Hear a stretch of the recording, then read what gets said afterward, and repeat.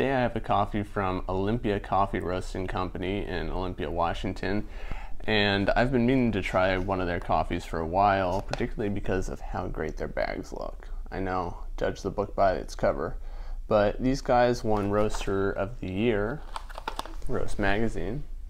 I got that information from the bag, if you couldn't tell. And this is the Konga Yirgacheffe.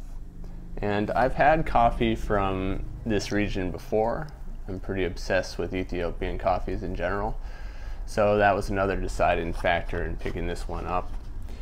And it was roasted about a week ago, so really it was the perfect time for me to really dive into this one for espresso and other brew methods. I actually didn't really mess around with too many different brew methods, and in fact I got my best carafe of Chemex I've ever had from this coffee. But in general it was a pretty simple, not overly complex cup of coffee or espresso.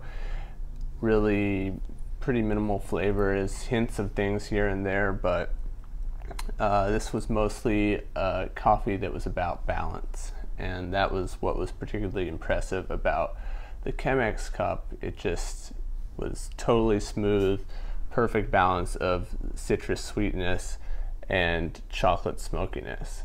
So without further ado, I'm just going to talk about the different brew methods I used. So aside from Chemex, which I already mentioned, I used my MyPressi as usual, the little handheld espresso maker, and pulled some really nice shots.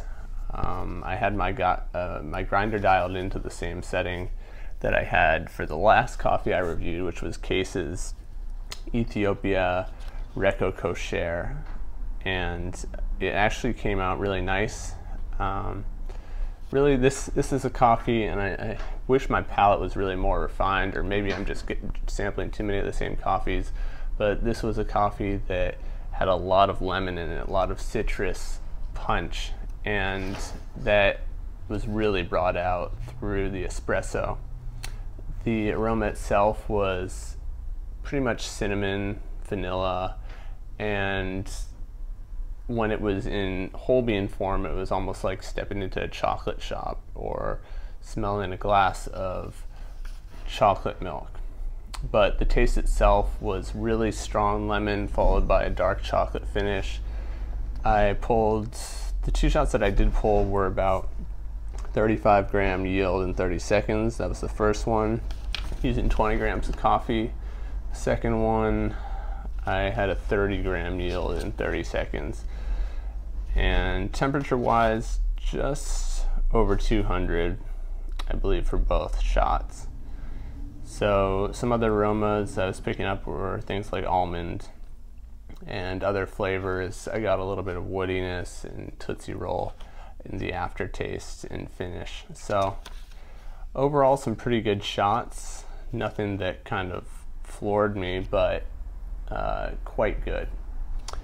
And let's just go back to that Chemex cup. So I just have notes here. I'm sorry, I'm reading. This is, by the way, a little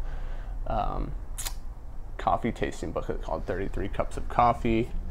I got it as a gift, and you can see inside you can take notes on all kinds of things. So this is sold on Amazon actually, and should be around $5 hopefully. At least that's what I got it for. Although I got it for it as a gift, so I just read the price tag there. Anyway, so the cup of Chemex, sweet citrus, slight blueberry, and then dark chocolate aftertaste. So, you know, I wasn't getting too much variety. As I said, not a very complex coffee, at least for my palate, but at least I was kind of in line with what they said they found. So they said flavors of candied citrus, jasmine, which I didn't pick up. And frankly, I'm not even sure if I know what jasmine tastes like. And then dark chocolate. And dense body, yeah, absolutely. It was a very thick body, but also really high acidity. I don't know if the quality of the acidity was perfect, but it was up there. and body was kind of quality-wise, I'd say it outweighed, so to speak, the acidity of this coffee. So that, once again, is Olympia Coffee Roasting Company's Konga Yirgacheffe. Beautiful bag, as I said. One more thing I wanted to mention, and I'll talk about this more in the post that's linked below, but they mentioned something that is called a Carmelization Roast that they said they invented, and it allegedly maximizes the sweetness of their coffees while preserving the inherent characteristics of each coffee. The result is a pleasing and uniquely flavorful cup of coffee for you. So I don't know what that is and why they claim to have invented it, but I'll have more information on that in the actual post itself.